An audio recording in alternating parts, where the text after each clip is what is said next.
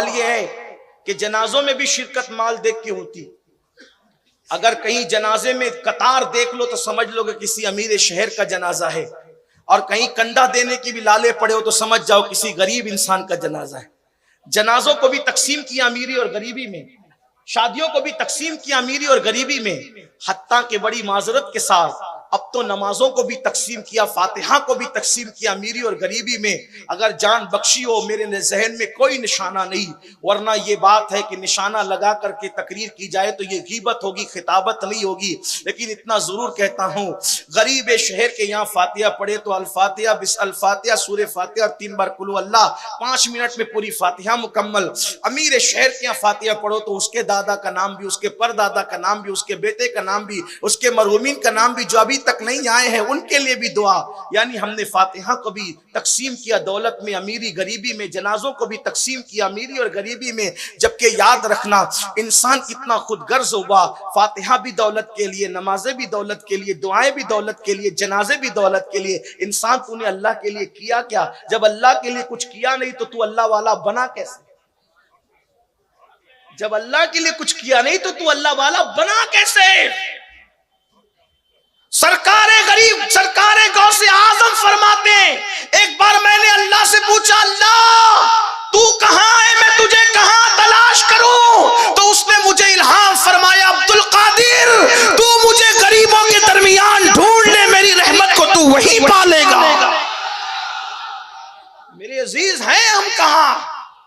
वली उसी वक्त होता है जब सत्तारी गफ्फारी से हिस्सा मिलता है, फिर रफाकत और शिफाकत शफकत से हिस्सा मिलता है, फिर 2 सिफत उसमें सिद्दीक अकबर की होती है, सादिक और मुसद्दिक होता है। यानी वो सच बोलता है, झूठ फसाद नहीं बकता, सच बोलता है, सच्चा होता है।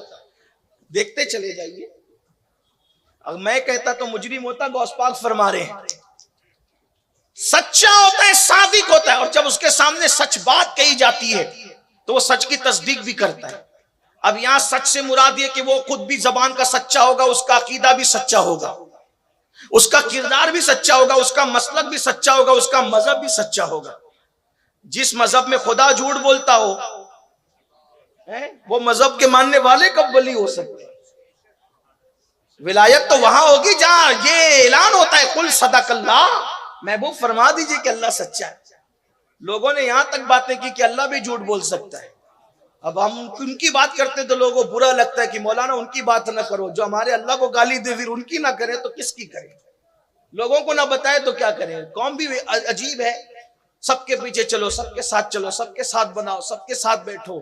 तो जरा क़यामत में अल्लाह की बारगाह में पूछ भी होगी ना कि बैठते किसके साथ, नमाजें किसके पीछे पढ़ते थे? लिखा हुआ है, किताबों में लिखा है, आप चाहेंगे तो हम बता देंगे बाद में। उन्वान वो नहीं है, वो सादिक होता है, मुसद्दिक होता है, सच कहता है, सच की तस्दीक करता है।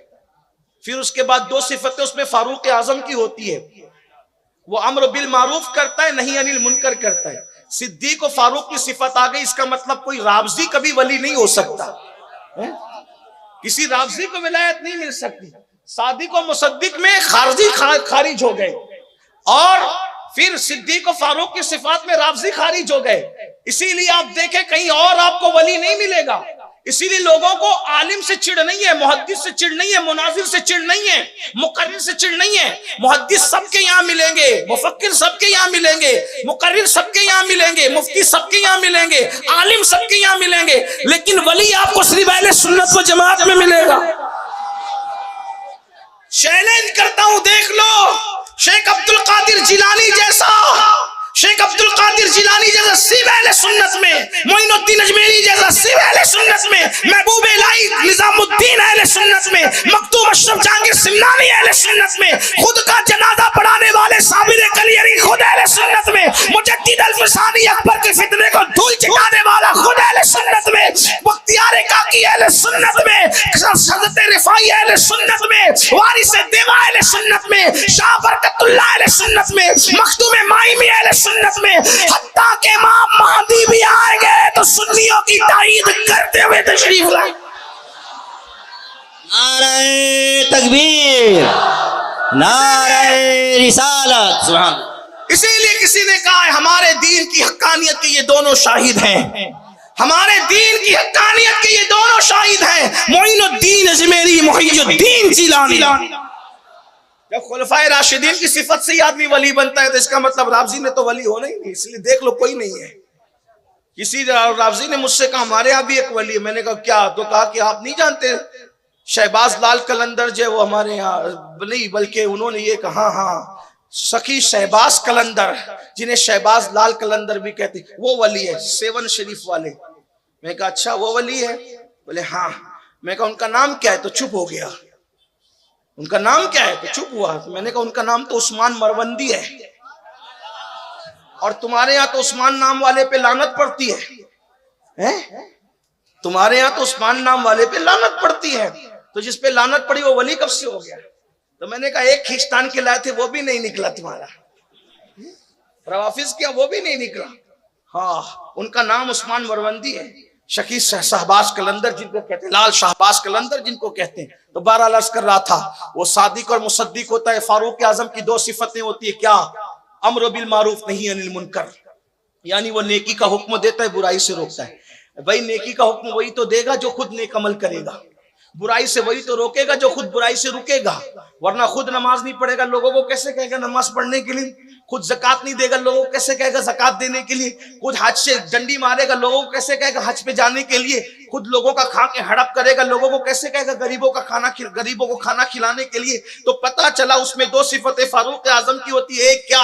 अम्र बिल मारूफ नहीं अनिल मुनकर। अच्छा अम्र बिल मारूफ नेकी का हुक्म देना आसान, नहीं अनिल मुनकर मुश्किल, यानी बुराई से रोकना मुश्किल। क्योंकि बुराई से रोको तो लोग दुश्मन बन जाते हैं। मिसाल के तौर पे किसी के हाथ में सोने की अंगूठी देखी, कहा भाई उतार दे, तो लोगों को लगता है यार ये मौलवी क्या कर रहा है ना? तो ये बात है, बुराई से रोकना जो है वो बहुत खतरनाक काम है। अगर कोई माज़अल्लाह बदमज़हब है तो उस बदमज़हब के साथ कहा कि इसके साथ ना उठो ना बैठो, लोगों को बुरा लगता है, तो याद रखिए मगर वो बुरे की परवाह नहीं करता, क्योंकि उसको तो यार की तलब होती है। 2 आलम से करती है बेगाना दिल को, अजब चीज है लज्जत आशनाई। 2 सिफतें उसमें उस्मान गनी की होती है। क्या? 2 सिफतें उस्मान गनी की होती है। वो दिन को खाना खिलाता है, रातों को इबादतें करता है।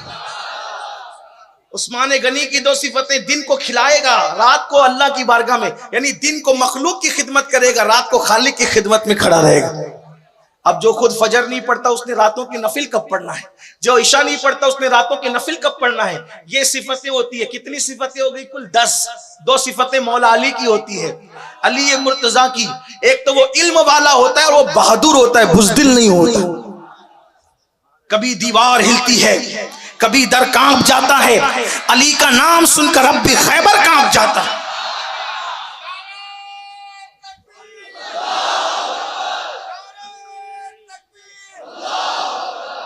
थोड़ा सा टाइम बचा दे नारों का, 10-15 मिनट बचे, बात पूरी कर लो। ये 12 सिफतें कम से कम चाहिए। एक बार फिर रिपीट कर दूं, सत्तारी गफ्फारी, रफीक व शफीक, सादिक व मुसद्दिक, अम्र बिल मारूफ नहीं अनिल मुनकर, नेकी का हुक्म देना, बुराई से रोकना, दिन का खाना खिलाने वाला, रातों को इबादत करने वाला, और इल्म वाला और शुजाअत वाला। ये 12 सिफतें पैदा होती है। 12 सिफतें कम से कम तो विलायत मिलती है। अब ये तो हो गए आपके वली लोग, लेकिन गौसे आजम वो तो हस्ती अलग है। गौसे पाक खुद फरमाते हैं अपने कसीदे में, ओके माशाल्लाह, गौसे पाक फरमाते हैं, खुद फरमाते हैं अपने कसीदे, 12 कसायद है उनके छपे हुए, और भी हैं लेकिन 12 मैसर इस वक्त मार्केट में किताबें जो है उसमें अवेलेबल है। आप फरमाते लोगों मुझे किसी पे कयास मत करो और मुझको किसी पे कयास मत करो, मतलब मेरी तरह किसी को मत समझो और मुझे किसी की तरह मत समझो, क्योंकि अब्दुल कादिर जिलानी अल्लाह के राजों में से एक राज बन करके आया है। इन्नी आलमो माला तालमून के राज का नाम है अब्दुल कादिर जिलानी। तो जबूर का इल्म जिसको हो, इल्म जबूर जिसको हो, वो तख्ते बिल्किस पलक के झपकते ला सकता है। तो गौसे आजम को तो इल्मुल कुरान था, अल्लाह और कितना था वो उस पर आए, इल्मुल कुरान कितना था वो सुन ले, बहुत ज़ौक़ की बात है। आजकल के दौर का भी इसका जवाब, इसमें जवाब है। एक बुजुर्ग बहुत बड़े मुहद्दिस आलिम फकीह अल्लामा इब्नुल जौजी नाम के उस दौर में थे, गौसपाक के दौर में। और ये ऐसे थे, बहुत लोगों पर नुक्ताचीनी करते थे। यानी कोई भी जो पढ़ते पढ़ाते लोग हैं, इल्म वाले, वो पता है कि इल्म हदीस में इन्होंने जो जिरा की है, इनकी जिरा से कोई बचा ही नहीं। जो बच गया समझ लो वो हस्ती कुछ और, कोई नहीं बचा। आपने जो किताबें लिखी है, माज़अल्लाह में हमारे बुजुर्ग हैं, वो भी मैं कोई ऐसी बुरे से नहीं कह रहा हूं, उसका कोई गलत मतलब मत निकालना। तो इनको सूफिया से इब्तिदाई दिनों में बड़ी चिढ़ थी, बड़ी नफरत थी सूफिया से। अल्लामा इब्नुल जौजी इतने बड़े आलिम हैं, आप इतना समझ लें कितनी किताबें उन्होंने लिखी है, उसका अंदाजा इस बात से लगाएं। जब वो किताबें लिखते थे तो उस वक्त लकड़ी का कलम था, तो जब कलम जब चलता नहीं था तो उसको छांट लेते थे छुरी से। तो छुरी से छांटने की जो कतरन निकलती थी, उन्होंने वसीयत की थी कि जब मेरा इंतकाल हो जाए तो इसी कलम की कतरन को जला करके मेरा पानी गर्म किया जाए। तो इतनी कतरन थी वो कि पानी गर्म हुआ, उसके बाद भी वो कतरन बच गई। जिसके कलम की इतनी कतरन होगी, उसने किताबें कितनी लिखी होगी। उनकी किताबें कम अस कम 500 किताबें बताई जाती है। कितनी किताबें?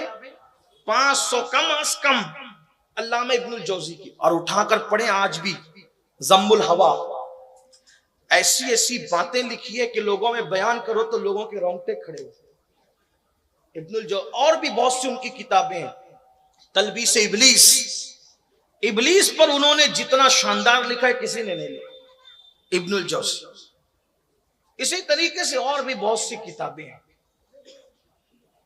पढ़ने से ताल्लुक रखती है, यानी पढ़ने के बाद पता चलता है आदमी किस क्वालिटी का है। अल्लामा इब्नुल जौजी बड़े मुहद्दिस हैं, लेकिन सूफिया को नहीं मानते थे वो। गौसे पाक का एक मुरीद था जो उनके पास पढ़ने आता था। गौस पाक का इल्मुल कुरान बयान कर रहा हूं आपके सामने। जो लोग कहते हैं सूफिया जाहिल होते हैं, वही मैं कह रहा हूं कि उनका इल्मुल कुरान देखो। सूफिया क्या जाहिल होते हैं? इमाम अहमद रजा भी तो सूफी है, उनके मुर्शिद शाह आले रसूल भी तो सूफी है, उनके उस्ताद शाह अब्दुल अजीज भी तो सूफी है, उनके अब्बा शाह वलीउल्लाह भी तो सूफी है, उनके अब्बा शाह अब्दुल रहीम भी तो सूफी है। ये सब लोग तो सूफी है, बड़े बड़े मुहद्दिस। शेख अब्दुल हक जिन्होंने इल्म हदीस हिंदुस्तान में आम किया, वो भी तो सूफी है। अल्लामा जलालुद्दीन सुयूती सूफी है। महबूब इलाही निजामुद्दीन औलिया जिन्होंने बाबा फरीद से कुदूरी वगैरह पढ़ी है, बाबा फरीद भी सूफी, निजामुद्दीन औलिया भी, ये सब सूफिया लोग हैं। आजकल के जाहिल लोगों को देखकर उन लोगों को मत समझने की कोशिश करो। पढ़ो, पढ़ करके समझो किताबों में औलिया क्या है, कुरान और सुन्नत में पढ़ो। तो इब्नुल जौजी के पास गौस पाक का मुरीद पढ़ने आता है, ये थे मुहद्दिस। तो जब भी पढ़ाते थे तो कहते थे तेरा पीर तो ऐसा, ये सूफी लोग को कुछ नहीं आता, कुछ कुरान हदीस नहीं जानते, जबरदस्ती इस तरह की बातें करते, ऐसा करते वैसा करते।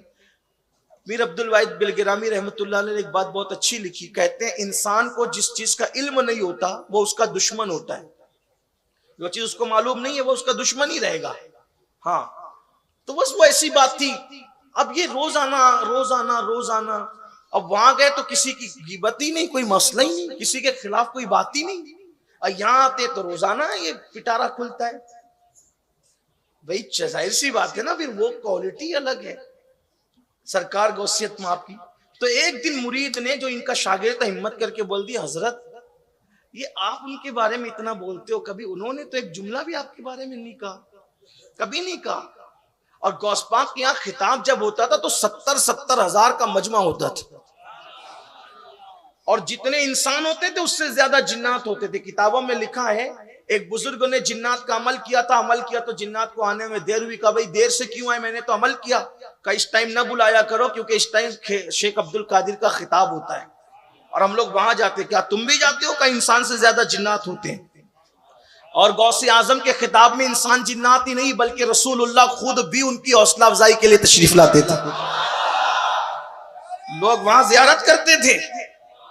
बल्कि ये किताबों में लिखा, एक मर्तबा अल्लाह के रसूल तशरीफ लाए मूसा अलैहि सलाम को साथ लेके, जरा गौर करना, अल्लाह के रसूल हजरत मूसा अलैहि सलाम को साथ लेकर आए, फरमाया मूसा क्या तुम्हारी उम्मत में भी ऐसा कोई वली है? क्या तुम्हारी उम्मत में भी कोई ऐसा वली? हजरत मूसा अलैहि सलाम ने अर्ज की, या रसूल अल्लाह, इस जैसा वली तो किसी उम्मत ही में नहीं है। ये हमारी किताबों में मौजूद है। जो नहीं मानते नबी को जिंदा, उनके लिए बहुत बहस का मौजू है, लेकिन हम सुन्नी तो कहते हैं तू जिंदा है वल्लाह, तू जिंदा है, मेरे चश्मे आलम से छुप जाने वाले, अल्लाह अकबर। तो सरकार गौसियत माप के बारे में वो मुरीद ने कहा, हजरत इब्नुल जौजी साहब ये बताएं, आप बार बार बातें करते हो, आपके बारे में कुछ नहीं कहते, 70 हजार का मजमा। इब्नुल जौजी से उनके शागिर्द ने जो कादरी थे कहा, हजरत आपने उनको कभी सुना है?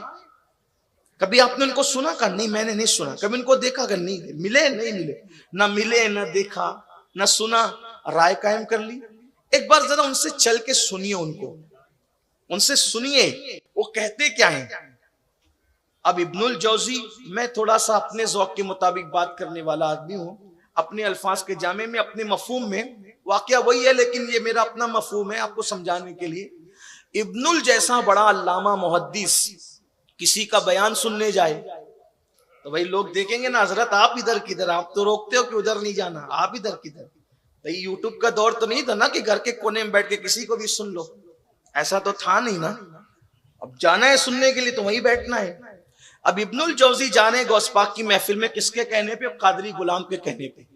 आप चले तो आपने तरीका ये इख्तियार किया कि हम इस तरीके से मुंह छुपाकर बैठेंगे ताकि कोई देख ना सके।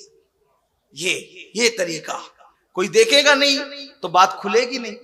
जाके कोने में बैठ गए। अब गौस पाक की महफिल, गौसे पाक तशरीफ लाए, बहुत खूबसूरत थे, गोल सा चेहरा, चांदी जैसा गंदुमी रंग, भवें आपस में मिली हुई, बड़ी बड़ी आंखें, चौड़ा सीना, और आवाज ऐसी भारी भरकम थी। 70 हजार का मजमा था। तो करामत ये थी उनकी कि पहला बंदा यहां बैठ के जो सुनता था वही आखिरी में भी सुनता था। 400 लोग कलम दवात लेकर के आपका खिताब लिखने के लिए बैठते थे, और जब पहली बार कहते थे अल्हम्दुलिल्लाह, फिर दूसरी बार कहते थे अल्हम्दुलिल्लाह, तो लोगों ने पूछा ये 2 बार क्यों कहते? तो कहा कि ये जो मजमा ये तो रहता ही है, पूरी दुनिया के जो औलिया है, जब मैं कहता हूं अल्हम्दुलिल्लाह तो सारे काम छोड़कर अपनी अपनी जगह बैठ जाते हैं। हाँ, यानी इसका मतलब लोग आज इंटरनेट पर गुरूर करके कहते हैं मुझे तो इतने मुल्कों में सुना जाता है, और तू इंटरनेट का मोहताज है। मेरे मुर्शिद को तो जब कुछ भी नहीं था तब भी पूरी दुनिया के औलिया सुना करते थे। बल्कि उनकी शान बताऊं, एक मर्तबा ऐसा हो गया कि बयान जज्बात में करते, जज्बा था बयान करने का। भाई दर्स में और खिताब में तो फर्क होता ही है, तो जज्बाती कैफियत थी उसमें। आपके अमामे का शिमला निकल गया। हम कादरी लोगों की भी एक अकीदत है, अपने मुर्शिद के अमामे के शिमले के निकलने की बात करते हैं तो फिर हम अपने शिमले को कायम नहीं रख सकते। ये गैरत कादरियत है।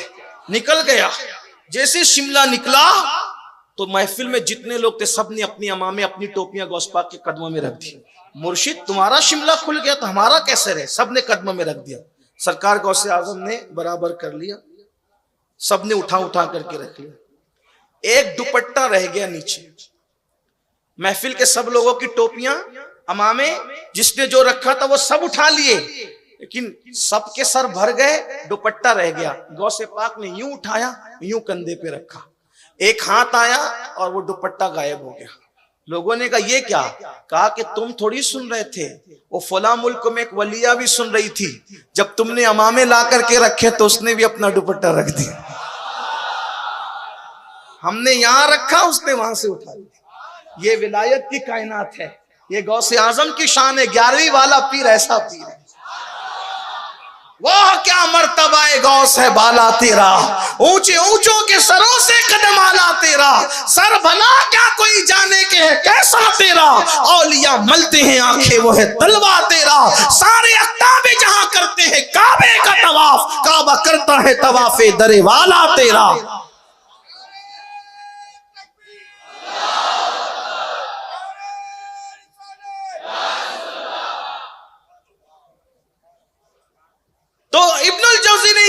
इख्तियार किया कि ऐसे बैठेंगे।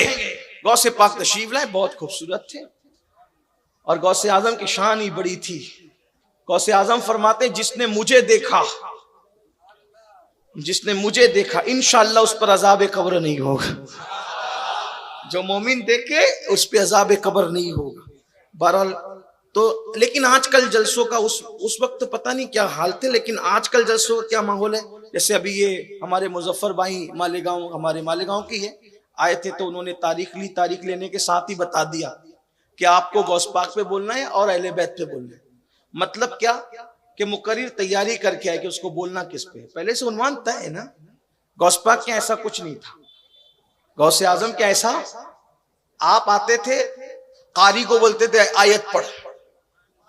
अब कारी अपनी तबीयत से जो पढ़ेगा गौस पाक ने उसी पे बयान करना है, उसी वक्त बयान। अच्छा फिर ये नहीं कि इधर उधर की करते करते आखिरी में ये कह देना कि आज टाइम खत्म हो गया, अभी आयत के तर्जुमे का भी टाइम नहीं मिला। ऐसा नहीं, ये मस्ट मैटर नहीं। जिस पे आयत पढ़ी वहीं से शुरू करना है, फिर इस आयत के कितने माना है वो बयान करना है। यानी ये खिताब है गौस पाक का खिताब। वहां हमारी तरह कहानी किस्से का कोई गुजर बसर नहीं, इधर उधर लैला मजनू का कोई दास्तान नहीं। वहां सिर्फ कुरान और सुन्नत है। सरकार गौसे आजम के यहाँ सिर्फ कुरान और सुन्नत है। बीच में कोई असलाफ के वाकयात आ जाए उससे टच एक अलग बात है, वरना फुतुल गैब उठा के देखे, फुतुल गैब उठाकर देखे, गौस पाक की और कुतुब उठाकर देखे, कुरान और सुन्नत, कुरान और सुन्नत, कुरान और सुन्नत। और जब तक ये उम्मत कुरान और सुन्नत पर रही, असलाफ के तरीके पर, उस वक्त तक ये उम्मत साहिल निजात की तरफ बढ़ती रही। जब से हमने और रास्ते इधर उधर के ढूंढने शुरू कर लिए, उस वक्त से फिर ये कौम नमाज से दूर, इबादतों से दूर, अल्लाह की खशियत से दूर, अल्लाह के खौफ से दूर, राय हिदायत से दूर। इसलिए कि ये पहाड़ा जब मिल गया कि चलो भाई नमाज नहीं भी पढ़ेंगे तो पीर साहब बख्शवा लेंगे, जब ये आपको फिक्र मिल गई तो किसी बेवकूफ ने नमाज पढ़ना है। लेकिन मैं जिम्मेदारी से इतने बड़े मजमे में कहना चाहता हूं, आप कादरी बन जाए, चिश्ती बन जाए, नक्शबंदी बन जाए, सरवर्दी बन जाए, रजवी बन जाए, अशरफी बन जाए, बरकाती बन जाए, अगर तुम नमाजी नहीं बने तो तुम सब कुछ बन गए, लेकिन अल्लाह की अदालत में अपना ईमान साबित नहीं कर सकते। खुदा की अदालत में अपना ईमान साबित नहीं कर सकते। अल्लाह के रसूल अलैहिस्सलाम ने फरमाया, मन तरक सलात मुतअम्मिदन का फकद कफर, कि जिसने जानबूझ के नमाज छोड़ दी वो कुफ्र की हद तक पहुंच गया। अल्लाह के रसूल अलैहिस्सलाम फरमाते, जिसने जानबूझ के नमाज छोड़ दी, मैं मोहम्मद उससे बेजार हूं, क़यामत के दिन उसके साथ मेरा कोई वादा नहीं है। बड़ी माजरत के साथ आप कादरियत को क्या समझते हैं? गौसे आजम फरमाते हैं, बेनमाजी मरे उसे मुसलमानों के कब्रिस्तान में दफन मत करो। आज से पूछना चाहता हूं, जो गौसे आजम बेनमाजी को मुसलमान के कब्रिस्तान में देखना पसंद नहीं करते, वो गौसे आजम बेनमाजी को अपने सिलसिले में कैसे पसंद करेंगे? अपनी मर्जी से जो चाहे कादरी बन जाए, लेकिन सच्ची कादरियत सुन्नत का नाम है, शरीयत का नाम है, गौसे आजम के तरीके पे डट जाने का नाम है। इससे हटे बेनमाजी होकर कोई कादरियत का तस्वुर नहीं है। इसलिए मुसलमानों, बेनमाजीपन से तौबा करो, बेनमाजीपन से बचो। सरकारे गरीब नवाज फरमाते हैं, जो नमाज नहीं पढ़ता कयामत के दिन उसकी शक्ल बद जानवर की होगी, सूअर की होगी। और ये सिर्फ उनका फरमान नहीं है, साहिब दुर्रतुन नासिहीन लिखते हैं, अल्लाह के रसूल की हदीस है, मेरे आका फरमाते हैं, जो नमाज नहीं पढ़ता जब वो अपनी कब्र से उठेगा तो काले खिंजीर की शक्ल में उठेगा, काले सूअर की शक्ल में उठेगा। चेहरे पे फुंसी आए तो लोग वलीमे में जाने की हिम्मत नहीं करते, जलसे जुलूस में जाने की हिम्मत नहीं करते, स्कूल कॉलेज बाजार जाने की हिम्मत नहीं करते, चेहरे की फुंसी लेके दोस्तों के दरमियान नहीं जाते।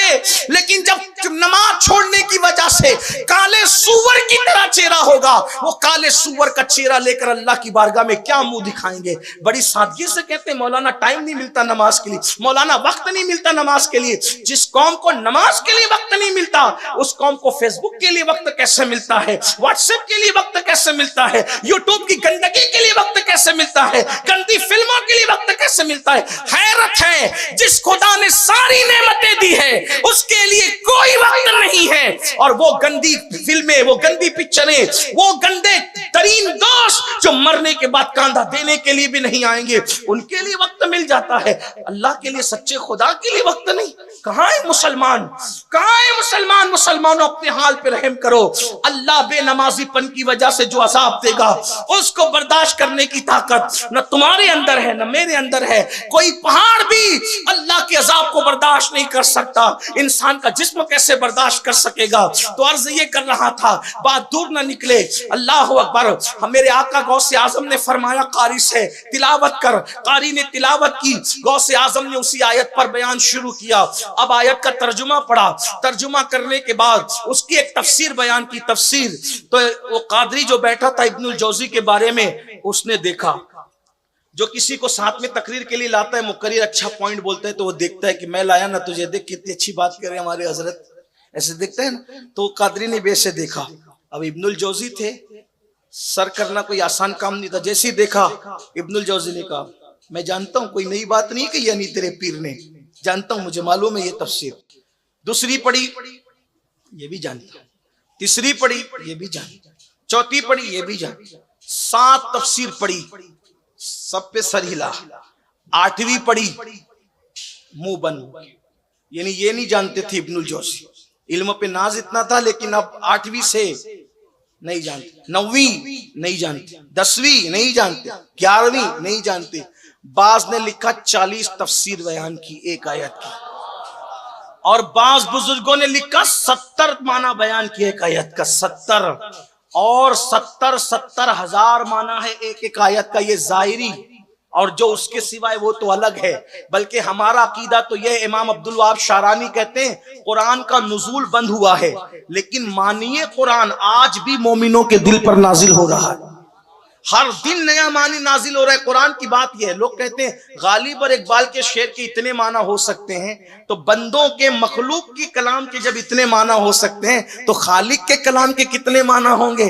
तो जो जितना इल्म रखता है उतना बयान करता है। 70 तफसीर बयान की, 40 भी लिखी, किसी ने 14 भी लिखी, 40 भी लिखी, 70 भी, लेकिन मैं तो कादरी हूं ना, तो कहा 40 नहीं बल्कि 70। जब 70 तफसीर बयान की तो इब्नुल जौजी का तो सर झुका। और उसके बाद फिर गौस पाक की एक कैफियत थी, फरमाते थे लोगों ये जो बयान हो गया कम है, जो बचाए बहुत ज्यादा है। अरे अब काल को छोड़ो और हाल की तरफ आओ। जब कहते थे काल को छोड़ो हाल की तरफ आओ, इतना कहना था कि पूरा मजमा जोश में खड़ा हो गया। कोई कपड़े फाड़ रहा है, कोई झूम रहा है, कोई गिर के बेहोश है, किसी की मौत हो गई है, पूरे मजमे में हंगामा है। काल को छोड़ो हाल की तरफ आओ, मतलब जाहिर को छोड़ो बातिन की तरफ आओ। अल्लाह अकबर। जब ये हंगामा हुआ तो वो कादरी ढूंढने लगा इब्नुल जौजी कहाँ है। जब देखा तो सरकार गौस पाक के पैर पकड़ के कह रहे थे हुजूर माफ कर दीजिए, अब तक तो मैं यही समझ रहा था कि अब्दुल कादिर किसी जाहिर सूफी का नाम है, मुझे नहीं पता था कि आपके पास कुरान का इतना इल्म मौजूद है। अब आप मुझे बताओ, आसिफ बिन बरखिया के पास अगर जबूर का इल्म हो तो वो पलक के झपकते तख्ते बिल्किस ला सकते हैं। जिस अब्दुल कादिर जिलानी के पास कुरान का इतना इल्म हो, फिर अल्लाह उनको कितनी करामतें अता फरमाएगा। अब यहाँ एक बात इख्तिताम की तरफ ले जाती है, करूं गौसे पाक से हम पूछें, अब उनसे पूछें कि आप इतने बड़े हो, बात अब खत्म होती है, तवज्जो करना, जो आपने दूसरा उन्वान दिया वो आता है। गौसे पाक से हम पूछें, या गौसे आजम आप इतने बड़े हो, कितने बड़े, कुम बिस्मिल्लाह कहते हो तो मुर्दा जिंदा होता है, आप इतने बड़े ठोकर लगाते हो तो मुर्दा जिंदा होता है, आप इतने बड़े कुरान का इतना इल्म, आप इतने बड़े कि आप फरमाते हैं कि 70 मरतबा एक दिन में अल्लाह मुझसे कहते हैं अब्दुल कादिर तू मेरा महबूब है और मैं चाहता हूं कि तू मेरी निगाह में है। और फरमाते मैं भूखा होता हूं तो मुझसे कहते हैं मेरी कसम है खा ले, मैं प्यासा होता हूं तो कहता है मेरी कसम है खा ले। मेरे इमाम उसको यूं बयान करते, कसमें दे दे के खिलाता है पिलाता है तुझे, प्यारा अल्लाह तेरा चाहने वाला तेरा। आप इतने बड़े हैं कि कहते हैं एक वक्त वो था जब मैं काबे का तवाफ करता था, एक वक्त ये है कि काबा मेरे घर का तवाफ करता है। लोग कहते हैं ये बातें ये लोग फेंकते हैं, लेकिन ऐसे नहीं है। लिखा हमारे बुजुर्गों ने, सारे अख्ताबे जहां करते हैं काबे का तवाफ, काबा करता है तवाफे दरे वाला तेरा। आप इतने बड़े हैं, शुक्र के जोश में है वो तुझे क्या जाने, खिज्र के होश से पूछे कोई रुतबा